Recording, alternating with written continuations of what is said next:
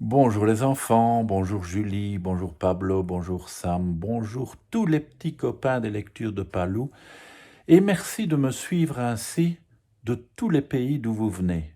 Eh oui, vous êtes nombreux, je peux le voir. Il y en a bien sûr de Belgique, là où j'habite, de France, énormément, du Canada, de Suisse, d'Italie, d'Espagne, du Danemark, d'Arabie Saoudite, d'Afrique du Sud, d'Angleterre et d'autres pays encore. Merci de suivre mes histoires. Mais vous qui venez de tous ces pays différents, eh bien, vous êtes aussi de cultures différentes.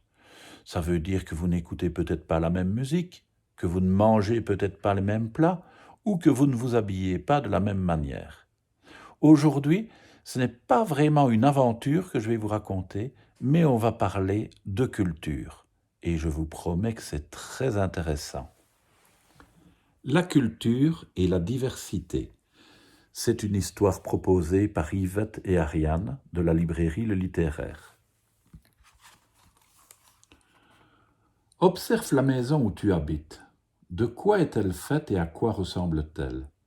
Qui habite ici avec toi? Qu'est-ce que tu manges habituellement?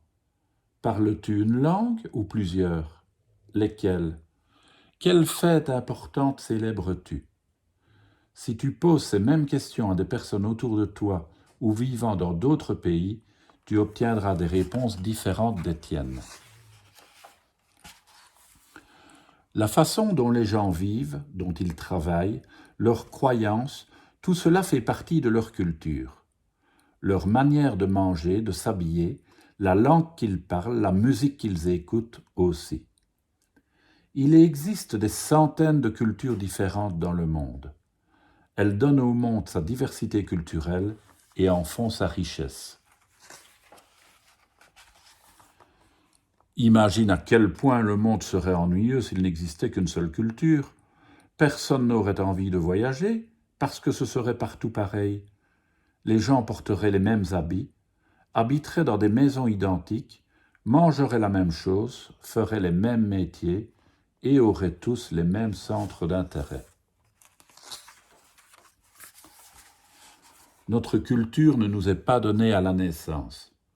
Nos parents nous la transmettent peu à peu. Des personnes de cultures différentes vivent dans un même pays. Une petite fille française élevée par ses parents d'origine chinoise aura une culture différente de celle de son amie, dont la famille n'a jamais quitté la France.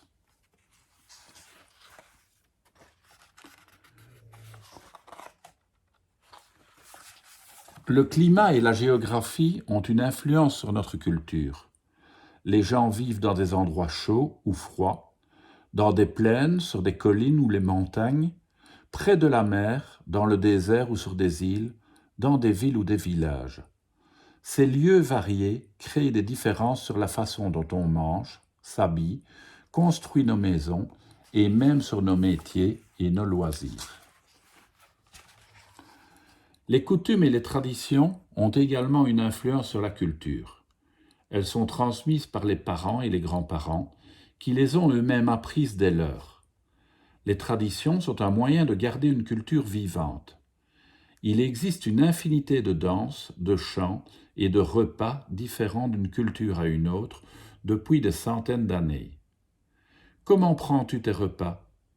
Dans certaines cultures, on se sert d'un couteau et d'une fourchette, dans d'autres, de baguettes, ou encore d'un grand plat unique où chacun se sert avec les doigts.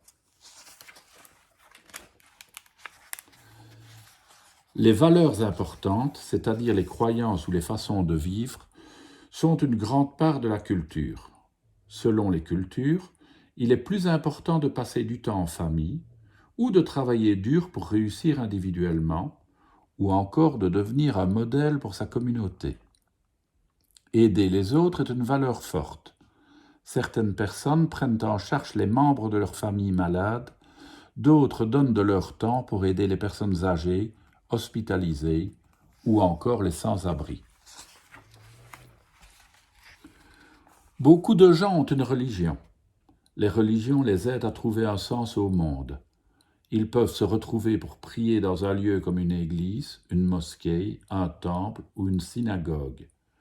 Ils célèbrent des fêtes, Noël, le Ramadan, Diwali, Hanouka par exemple. Certaines personnes portent des vêtements particuliers pour montrer qu'elles appartiennent à une communauté religieuse. D'autres ne consomment pas certains aliments ou boissons, comme leur recommande leur religion. Beaucoup de gens choisissent de ne pas avoir de religion, mais ils peuvent suivre les traditions religieuses d'une autre culture. Par exemple, fêter Noël, la fête religieuse chrétienne, même s'ils ne sont pas chrétiens. En dehors de la religion, on célèbre des fêtes importantes comme le Nouvel An, les anniversaires ou des fêtes liées au rythme des saisons.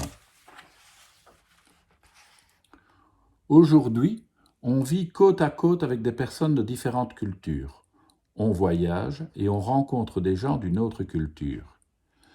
Il y a tant à apprendre de tous les individus qui peuplent le monde autour de nous. Si nous sommes curieux et respectueux les uns des autres, nous savons comprendre et apprécier les différentes cultures.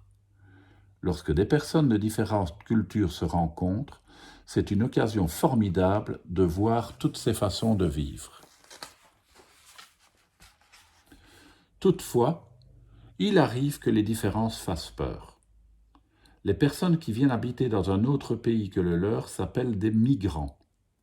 Lorsqu'ils arrivent, les habitants du pays voient qu'ils s'habillent parfois autrement, qu'ils parlent une autre langue ou qu'ils ont des croyances différentes. S'ils ont peur que ces nouveaux venus modifient leur propre façon de vivre, certains les ignorent ou même se moquent d'eux. Comment te sentirais-tu si des gens refusaient que tu vives à côté d'eux et s'ils étaient méchants avec toi uniquement parce que tu n'appartiens pas à leur culture? Il peut y avoir des choses dans la culture d'une personne que tu n'aimes pas ou avec lesquelles tu n'es pas d'accord. Il est normal que tout le monde ne pense pas la même chose. Il faut avant tout être bienveillant et chercher à comprendre pourquoi ces personnes agissent ainsi, car elles ont sûrement une bonne raison. Apprendre à connaître des gens de différentes cultures permet d'apprendre l'empathie. L'empathie est la capacité à comprendre ce que d'autres ressentent et à voir le monde avec leurs yeux. Lire des livres sur les personnes qui ont une vie différente de la sienne fait découvrir d'autres cultures et augmente son empathie et sa bienveillance. Tu auras l'occasion de faire la connaissance de personnes très différentes de toi. Tu verras, c'est passionnant d'apprendre à les connaître et de leur faire découvrir qui tu es à ton tour. Pose des questions et montre que tu t'intéresses à elles, mais reste toujours respectueux. Si elles aiment un plat que tu ne connais pas, demande-leur comment il est préparé avant d'y goûter. Si elles parlent une autre langue, profites-en pour apprendre quelques mots. As-tu d'autres idées pour accueillir ces personnes, découvrir leur culture et partager la tienne?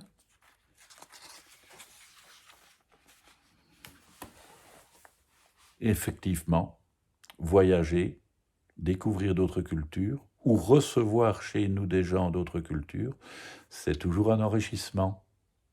À demain les enfants.